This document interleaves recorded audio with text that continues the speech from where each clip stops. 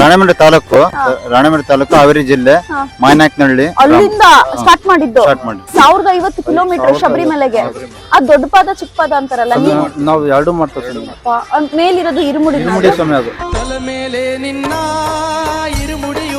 ಇರುಮುಡಿ ಹಿಂಗೆ ಕಟ್ಕೊಂಡೇ ಇರ್ಬೇಕು. ಕಟ್ಕೊಂಡೇ ಇರ್ತದೆ ಸ್ವಾಮಿ. ಎಷ್ಟು ದಿನದಿಂದ ಶುರು ಮಾಡಿದ್ರಿ? 10 ದಿವಸ ಆಯ್ತಾ? 10 ದಿವಸದಿಂದ ನಡೀತಾನೆ ಇದ್ದೀರಾ? ಕೇರಳ ಬಾರ್ಡರ್ ಯಾವಾಗ ದಾಟಿದ್ರಿ? ಕೇರಳ ಬಾರ್ಡರ್ ಇವತ್ತಿಗೆ 4 ದಿವಸ ಆಯ್ತು ಸ್ವಾಮಿ. ದಿನಕ್ಕೆ ಎಷ್ಟೊತ್ತು ನಡೀತೀರಾ?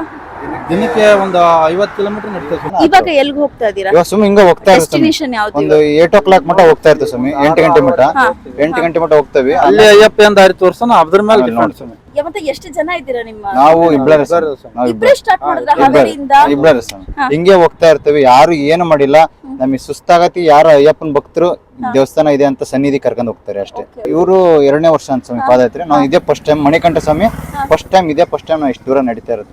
ನೀವು ಕನ್ನಿಸ್ವಾಮಿನ? ಕನ್ನಿಸ್ವಾಮಿ ಕನ್ನಿಸ್ವಾಮಿ ಆಗೇನೆ ಇದೇ ಫಸ್ಟ್ ಟೈಮ್ ಪಾದಯಾತ್ರೆ. ಇದೇ ಫಸ್ಟ್ ಸ್ವಾಮಿ ಶರಣಂ, ಅಯ್ಯಪ್ಪ ಶರಣಂ.